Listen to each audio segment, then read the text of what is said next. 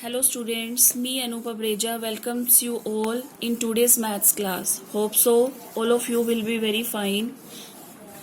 Yes students, we are going to start chapter 3rd, that is coordinate geometry. In yesterday video, you learnt how to locate, how to describe the position of any object, any real life object in a plane. That was only basic of this chapter.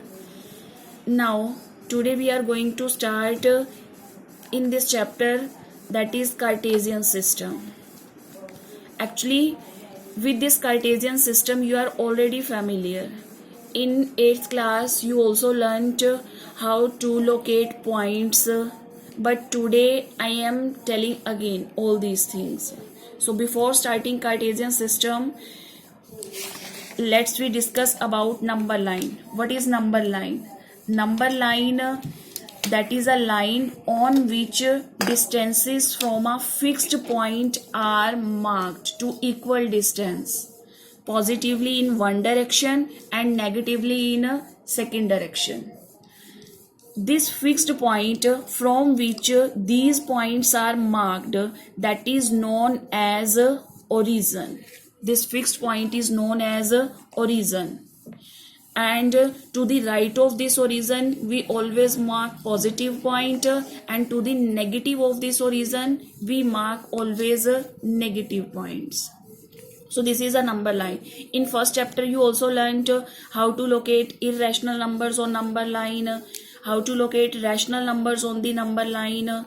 Now today we will learn how to locate points in a Cartesian plane. So how this idea was given to locate point in a Cartesian plane? That idea was given by René Descartes. That was a French mathematician of 17th century. One time he was on bed and he solved the problem of describing the position of a point in a plane. So, in honor of Descartes, the system used for describing the position of a point in a plane is also known as the Cartesian system. So, Descartes invented the idea of placing two such lines perpendicular to each other on a plane and locating points on the plane by referring to these lines.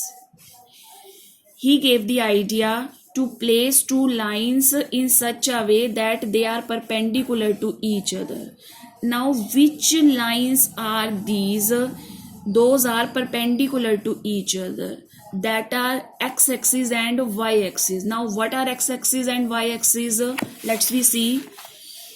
That is, let's we take two axes in such a way that one is horizontal line and one is a vertical line. These both are number lines. One number line we are taking as a horizontal, and second number line we are taking as a vertical line. This horizontal line is known as x-axis, and this vertical number line, that is known as y-axis.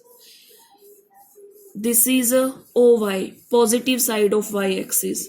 OY dash, negative side of y-axis. Similarly, OX, positive side of x-axis, and OX dash, that is a negative side of x-axis.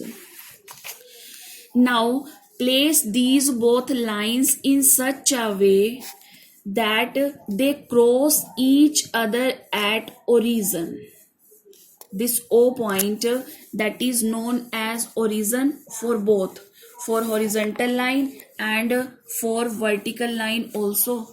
So place these both lines in such a way that they cross each other at origin. This horizontal line, this one x-axis, and this y-axis, that means vertical line, is this vertical line.